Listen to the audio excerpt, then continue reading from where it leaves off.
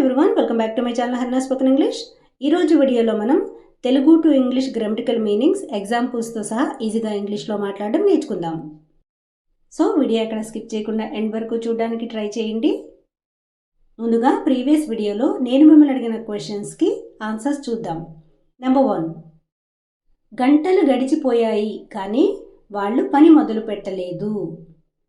Hours have passed but they didn't start the work. Hours have passed but they didn't start the work. Number 2, అతను ఇలా అడుగుతాడని నాకు ముందే తెలుసు. I already knew he would ask like this.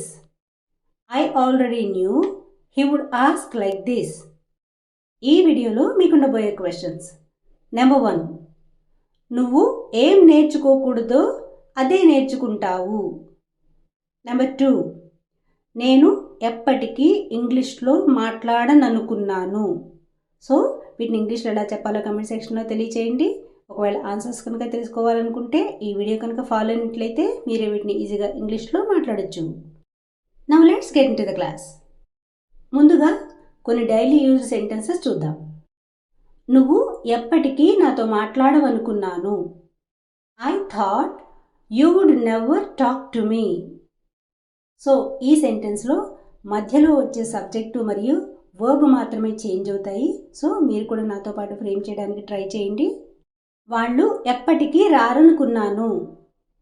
I thought they would never come.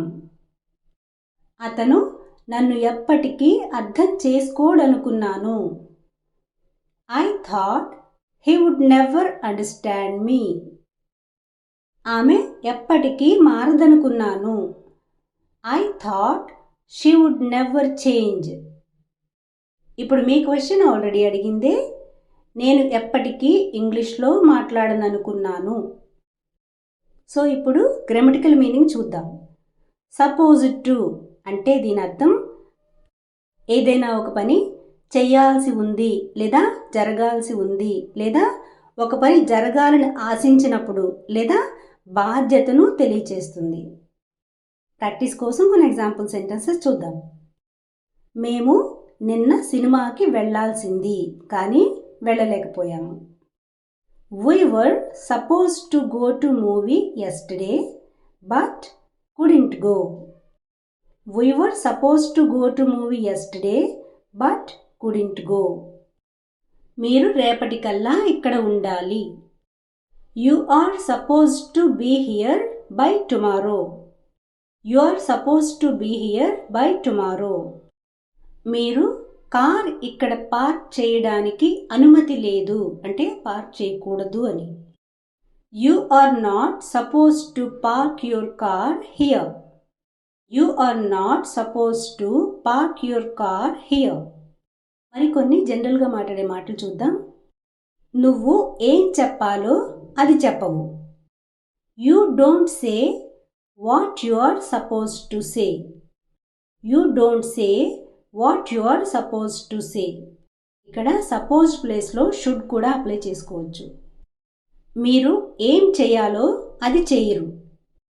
You don't do what you are supposed to do.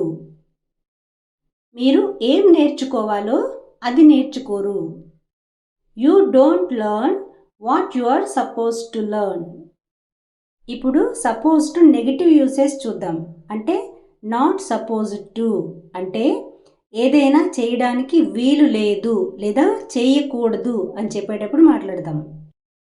నువ్వు ఏం చేయకూడదో అదే చేస్తావు. You do exactly what you are not supposed to do. You do exactly what you are not supposed to do. So ఇక్కడ verbs ఒకటే మారుతాయి. So మీరు కూడా మాట్లాడడానికి ట్రై చేయండి. నువ్వు ఏం మాట్లాడకూడదో అదే మాట్లాడతావు. You speak exactly what you are not supposed to speak. You speak exactly what you are not supposed to speak. అతను ఏం తినకూడదో అదే తింటాడు. He eats exactly what he is not supposed to eat. ఆమె అతనికి ఏం చెప్పకూడదో అదే చెప్తుంది. She says exactly what she is not supposed to say to him. She says exactly what she is not supposed to say to him. So ఇప్పుడు మీ question already అడిగింది, నువ్వు ఏం నేర్చుకోకూడదు అదే నేర్చుకుంటావు. సో గైస్, ఇదండి రోజు క్లాసు.